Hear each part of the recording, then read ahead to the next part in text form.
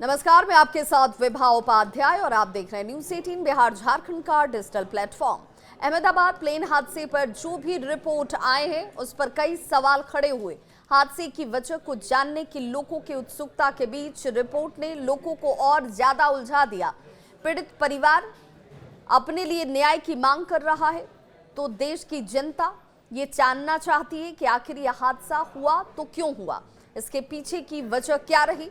लेकिन रिपोर्ट ने इन सभी सवालों को अनसुलझा ही छोड़ दिया है। हालांकि एविएशन मिनिस्ट्री की तरफ से बात करें, जो इस पूरे प्रक्रिया में इस वक्त शामिल है, उसका ये सीधे तौर पर कहना है कि ये रिपोर्ट इस वक्त प्रारंभिक है और इसे निर्णायक न समझा जाए। और सवाल यहीं से खड़ा होता है कि अगर ये प्रारंभिक रिपोर्ट है तो बोइंग को आखिर क्लीन चिट कैसे मिल गई। रिपोर्ट अगर प्रारंभिक है तो पायलट को दोषी कैसे दिखाया गया। International federation of airline pilots association, जिसे IFALPA के नाम से जाना जाता है, उसने अहमदाबाद में दुर्घटनाग्रस्त हुए एयर इंडिया के विमान AI-171 पर जारी AAIB की प्रारंभिक रिपोर्ट को लेकर बड़ा बयान जारी किया। संघ ने कहा कि प्रारंभिक रिपोर्ट निर्णायक नहीं है, इसीलिए इसका इस्तेमाल भी इस रूप में न किया जाए कि असमंजस दिख रही है, रिपोर्ट क्लियर नहीं है और पायलट्स को इसमें दोषी माना जा रहा है। और निष्कर्ष निकालने से पहले लोगों को यह समझना होगा कि यह निर्णायक यानी कि फाइनल कंक्लूडिंग रिपोर्ट भी नहीं है। IFALPA ने यह भी कहा है कि प्रारंभिक रिपोर्ट निर्णायक तो नहीं ही होती है, इसीलिए इसका इस्तेमाल अटकलों या फिर समय से पहले निष्कर्ष निकालने के तौर पर किया जाना गलत है। रिपोर्ट में यह भी स्पष्ट रूप से कहा गया कि इस स्तर पर कोई सुरक्षा सुझाव नहीं दिए जा रहे हैं। जांच इस वक्त भी चल रही है। IFALPA ने सोमवार को ही एक आधिकारिक बयान इसे लेकर दिया। मीडिया और सोशल मीडिया पर जल्दबाजी में जो निष्कर्ष निकाले जा रहे हैं वो कहीं ना कहीं एक तरीके से भ्रामक है और ऐसा होना नहीं चाहिए। गलत दिशा में इन चीज़ों को दिखाया जा रहा है।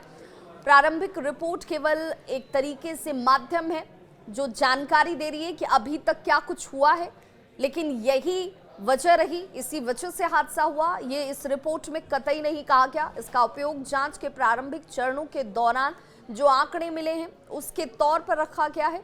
केवल तथ्यात्मक जानकारी होती है और जांच की जो इस वक्त डेवलपमेंट है, प्रगति है, उसकी तरफ ये संकेत देता है। ICAO अनुलग्न 13 के प्रावधान जो है वो कहते हैं कि ऐसी रिपोर्ट घटना के 30 दिनों के भीतर प्रकाशित की जाती है और इसीलिए इसे प्रकाशित किया गया है। IFALPA ने प्रारंभिक रिपोर्ट के आधार पर मीडिया और सोशल मीडिया पर जरूर ये कहा कि आप जब इससे जुड़ी कोई जानकारी दें तो बहुत सावधानी और सतर्कता बरतें, क्योंकि इसमें हादसे के कारणों को नहीं बताया गया है और भविष्य में सुरक्षा को लेकर किस तरीके से बदलाव होने चाहिए, इस पर गंभीर और गहराई से पेशेवर जांच जरूरी है और उसी दिशा में ये जांच इस वक्त चल रही है। जांच के दौरान पीड़ितों से बातचीत, जो उनके परिवार के लोग हैं उनसे बातचीत की गई है। चालक दल के साथ सम्मानजनक व्यवहार बनाए रखने की जरूरत होती है, इस पर जोर दिया गया है। IFALPA ने यह भी कहा कि रिपोर्ट में स्पष्ट रूप से कहा गया है कि इस स्तर पर कोई सुरक्षा सुझाव नहीं दिए जा रहे।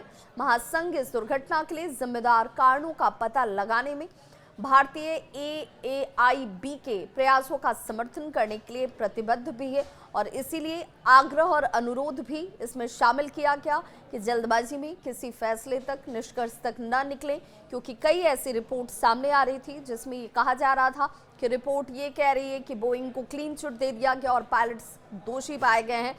ऐसा इस रिपोर्ट से कहीं से कुछ भी नहीं कहा गया है।